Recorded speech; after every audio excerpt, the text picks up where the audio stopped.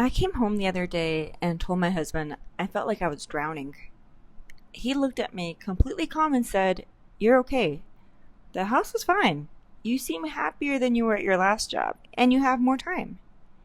He wasn't wrong about a single fact, and he still wasn't right. Welcome back to the Veteran Teacher Files. I'm your host, the Dragon Lady.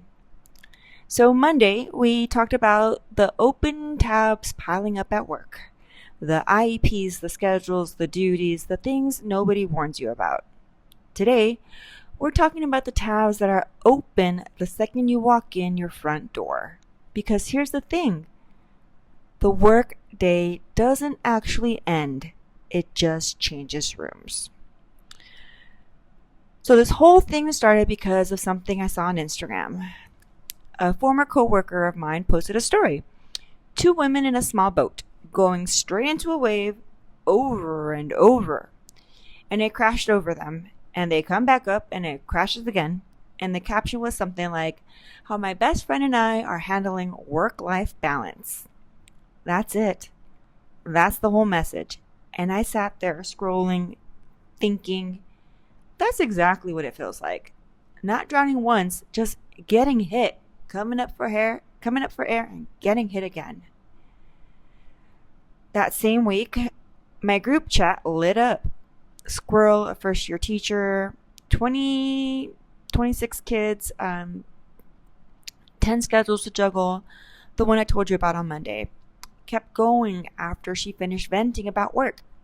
She said, at home, it's making sure the kids are fed, clean, that the clothes is washed, chores, dinner, lunches, homework, haircuts, just the basic stuff. Then she said something that stuck with me. She'd forgotten to drink water, actual water. Ended up having headaches, feeling sick because her mind is running at 1,000 miles an hour and hydration fell off the list completely. She said her actual luxury, is coming home and getting 15 minutes to veg before the home routine starts. Then she kept remembering more, one text at a time. Being brand new and told to ask for help and then not getting the help when she actually does. Working on her own induction to clear her credential, taking courses for her EL authorization program on top of everything else, and then she says, I don't know how I'm fucking doing this. And then I told her the truth. That I went home and I broke down in tears that same day. That I'm a veteran and it's still a lot. So that's when she wrote back that she had cried after the IEP meeting. Just mid-sentence, she was talking to parents about their rights and her brain just stopped, went blank. She couldn't finish. Then she said she cried at home too. And I sent her hugs. Goth chick, when I checked in with her about her deleted post, said the same thing. In different words. Definitely feeling overwhelmed. She said that we just needed to get better calendaring. And then, half joking again, that she wanted to dip her whole body in a bucket of margaritas. When we tried to make plans, the plans fell through because she was having an emergency with her fur baby. Life happens. So like I said, last week I came home and I was spinning out myself. I sat down with my husband and I tried to explain and I ended up just crying, just trying to get the words out. And he was just looking at me completely calm, just like, you're okay. You are happier than you were at your last job. Everything's fine. The house is fine. You have more time. I don't see what you're talking about. And here's the thing. He wasn't wrong about any of it. The house is fine. I probably do have more time on paper than I did before. But none of that touched what I was actually trying to tell him, which is that it doesn't matter how much time it's technically on my calendar when my brain has 40 tabs open and I can't find the one that's making it spin out so loud. That's the gap I want to name today. From the outside, it can look completely fine. The house is still standing. The kids are fed. Nobody's failing. And from the inside, you're gripping a boat that keeps taking on water. So same as Monday. I don't want you to think that this is just four women being dramatic about laundry.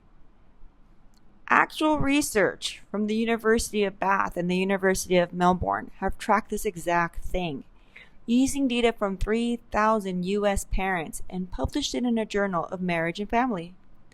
Mothers carry about 7 out of every 10 household mental load tasks. The planning, the remembering, the anticipating, regardless of income, success, career, or how the physical chores get split. 7 in 10. And that number barely moves whether the mom is a CEO or a classroom teacher. Then Rand's own 2025 survey of American teachers put a number on our specific version of it.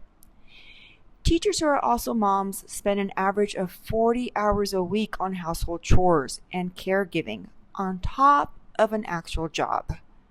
About 10 hours more per week than teachers who are dads.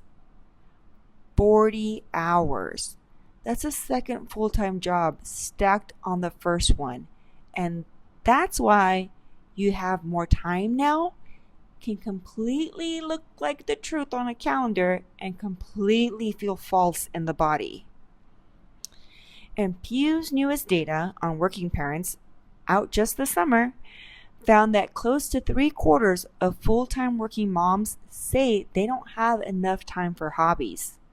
Over 2/3 can't find time to relax, and most can't find time to just see their friends. Research have a name for this now: time poverty. I'd never heard the term before until I started digging into this, and the second I read it, I thought, yeah, that's a diagnosis. Not lazy, not disorganized, not a disbalance, time poor. I want to say something here because I think it matters. This isn't the first time in my life I felt this exact drowning feeling. Long before I was a wife, long before I was a mom, it showed up the same way. Trying to keep up with friends, training for a marathon, just trying to catch the movie everyone was talking about before I left the theaters. There was always an it, and I always felt a step behind on it. A few years ago, I genuinely wasn't taking care of myself. I've mentioned this before on the show. If you want to listen to that one, it's You're Not Joking. I got real help for it too, because I had gotten to the point where I needed to. And here's what I want to say clearly out loud on this episode. This is not just a mom thing. It's not an older mom thing. It's not a single mom thing. It's not something that only shows up if you're raising a neurodivergent kid. Those things all add their own real weight. I'm not dismissing any of it.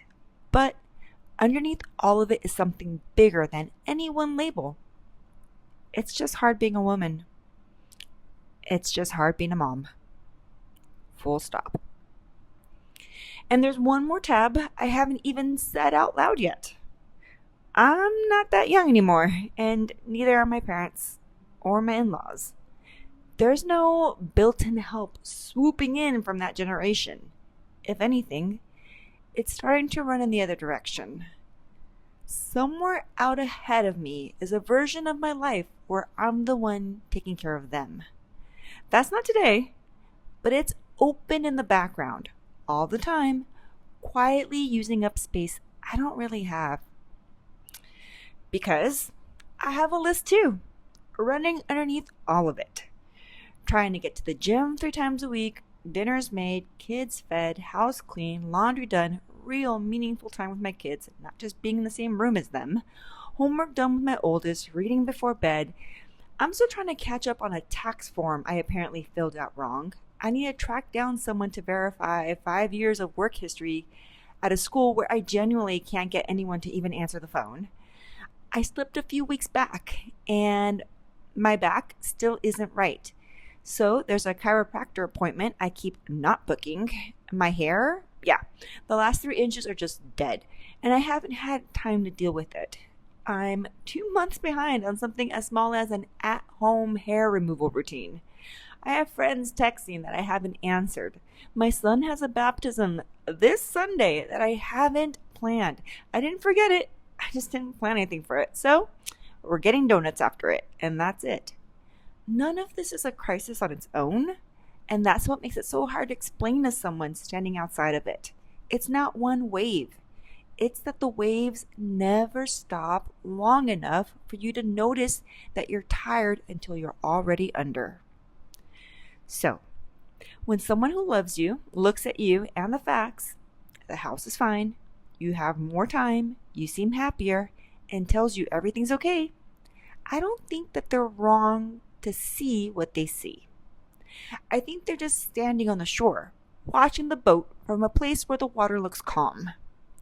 They can't feel what it's like to be the one getting hit by the wave coming in again and again, over and over, all day, in 100 small ways nobody else can see. That's home tabs. And when you put that next to Monday's episode, work tabs and home tabs stacked on top of each other, you start to understand why so many of us are walking around exhausted and can't fully explain why, even to the people who love us the most. I want to hear from you. What does your version of the boat look like? The moment someone who loves you said everything's fine, and you knew it wasn't, but you didn't know how to explain why. Tell me in the comments. That's the episode of the Veteran Teacher Files. I'm the Dragon Lady. If you saw yourself in this episode or in Monday's episode, subscribe, follow, share it with someone who needs it, and leave a comment below. I read all of them, and honestly, some weeks they're the thing that keeps me going too. So don't text them to me, put it in the comments. I'll see you guys next time.